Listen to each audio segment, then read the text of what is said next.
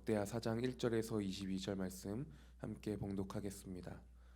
솔로몬이 또 놋으로 제단을 만들었으니 길이가 20규빗이요 너비가 20규빗이요 높이가 10규빗이며 또 놋을 부어 바다를 만들었으니 지름이 10규빗이요 그 모양이 둥글며 그 높이는 5규빗이요 주위는 30규빗 길이의 줄을 두를 만하며 그 가장자리 아래에는 돌아가며 소 형상이 있는데 각 규빗에 소가 10마리씩 있어서 바다 주위에 둘렀으니 그 소는 바다를 부어 만들 때에 두 줄로 부어 만들었으며 그 바다를 놋에 황소 12마리가 받쳤으니 3마리는 북쪽에 향하였고 3마리는 서쪽을 향하였고 3마리는 남쪽을 향하였고 3마리는 동쪽을 향하였으며 바다를 그 위에 놓았고 소의 엉덩이는 다 안으로 향하였으며 바다의 두께는 한 손 너비만 하고 그 둘레는 잔 둘레와 같이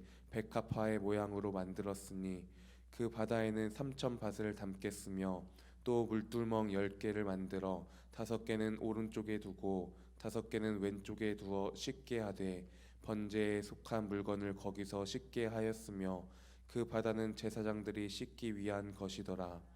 또 규례대로 금으로 등잔대 10개를 만들어 내전 안에 두었으니 왼쪽에 5개요 오른쪽에 5개이며 또 상 10개를 만들어 내전 안에 두었으니 왼쪽에 5개요 오른쪽에 5개이며 또 금으로 대접 100개를 만들었고 또 제사장의 뜰과 큰 뜰과 뜰문을 만들고 그 문짝에 놋을 입혔고 그 바다는 성전 오른쪽 동남방에 두었더라.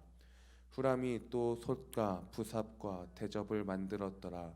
이와 같이 후람이 솔로몬 왕을 위하여 하나님의 성전에서 할 일을 마쳤으니 곧 기둥 둘과 그 기둥 꼭대기에 공 같은 머리 둘과 또 기둥 꼭대기에 공 같은 기둥 머리를 가리는 그물들과 또 그물들을 위하여 만든 각 그물에 두 줄씩으로 기둥 위에 공 같은 두 머리를 가리는 석류 400개와 또 받침과 받침 위에 물두멍과 한 바다와 그 바다 아래에 소 12마리와 솥과 부삽과 고기 갈고리와 여호와의 전의 모든 그릇들이라.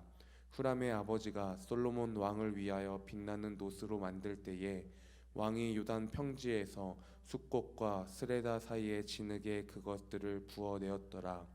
이와 같이 솔로몬이 이 모든 기구를 매우 많이 만들었으므로 그 놋 무게를 능히 측량할 수 없었더라.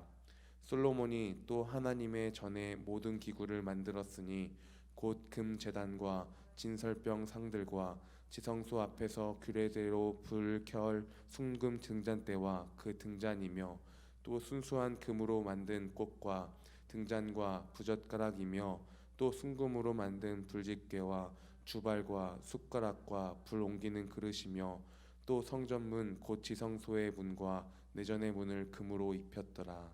아멘. 오늘 본문에 보면 하나님의 성전을 건축함에 있어서 이 성전에 필요한 그 기구들을 제작하고 있는 모습들을 볼 수 있습니다.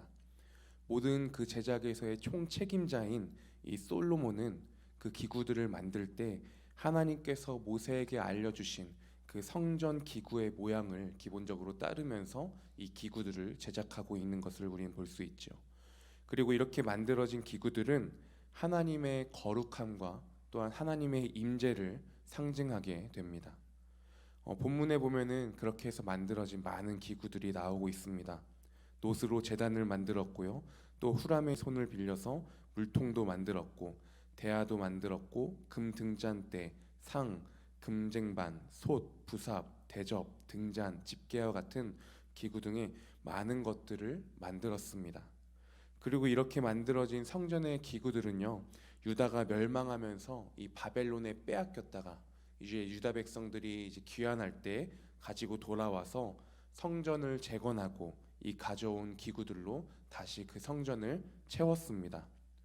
그런데 이전과 같은 그러한 큰 사이즈와 화려함의 성전이 아니고 또 그 성전의 기물들도 새 것이 아닌 이전의 것들이어서 그런지는 몰라도 느헤미야 말씀에서 말하기는 시간이 갈수록 이들이 유다 백성들이 성전을 소홀히 여겼다라는 겁니다. 이러한 성전으로 모양을 갖추고 또 그 안에 성전 기물들로 채웠음에도 불구하고 그 가운데 성전에 대한 그 소홀함이 있었던 그들의 상태였고, 그 가운데 오늘 말씀인 역대하 4장은 그 기물들이 처음 만들어졌을 때의 역사를 보여주면서 그 성전의 의미를 다시 한번 깨닫게 하여 주고 있습니다. 이들 가운데 다시 한번 하나님이 어떤 분이신가를 보여주고 또 이들의 상태에서의 변화를 요구하고 있는 이 본문이라는 것이지요. 본문 가운데 보여주고 있는 이 성전으로서의 기능은 무엇이 있습니까? 제단을 만들고 물통을 만들고 대야를 만들고 이런 기구들을 만들어서 그 성전을 채운 이유, 그것은 이 기물들이 이 성전이 장식이 아니라는 것입니다. 장식을 위해서 과연 그 이 기구를 만듦에 있어서 대야가 무슨 필요가 있고 숟가락이 무슨 필요가 있겠습니까? 금 쟁반이 왜 필요하겠습니까? 그렇지만 이 성전의 기능은 다른 것이 아니라 제사, 하나님을 예배함에 있다라는 것을 보여주고 있는 것입니다. 그리고 이것은 재건한 성전이 이전에 비해서 세상적으로 볼 때는 이전과 같이 못할지라도 못 미칠지라도 성전의 기물들이 유행하는 어떻게 보면 신상품이 아닐지라도 그것이 중요한 것이 아님을 보여주고 있는 것입니다.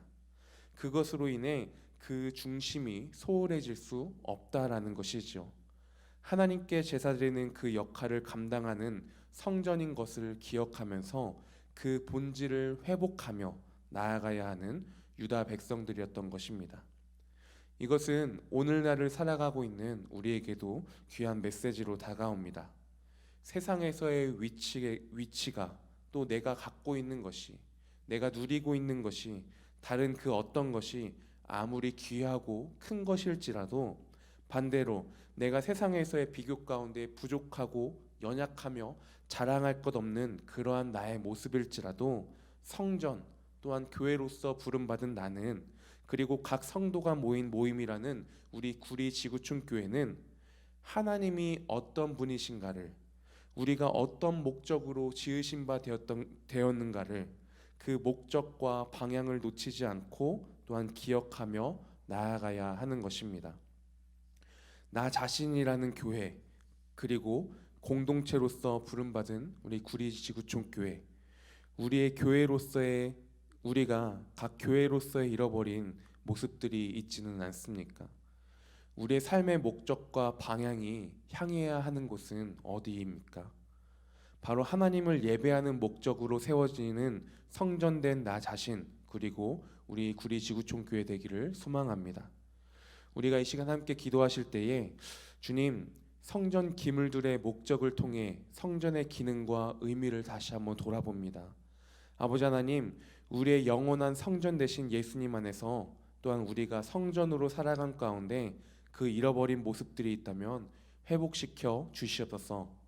비교함으로가 아니라, 겉의 화려함으로가 아니라 있는 그 모습대로 나아가며 감사하며 오늘 나의 자리에서 부르심 따라 순종하며 하나님을 예배하며 나아가는 그런 복된 삶을 살게 하여 주시옵소서. 이 고백으로 오늘 이 시간 함께 기도하며 나아가겠습니다.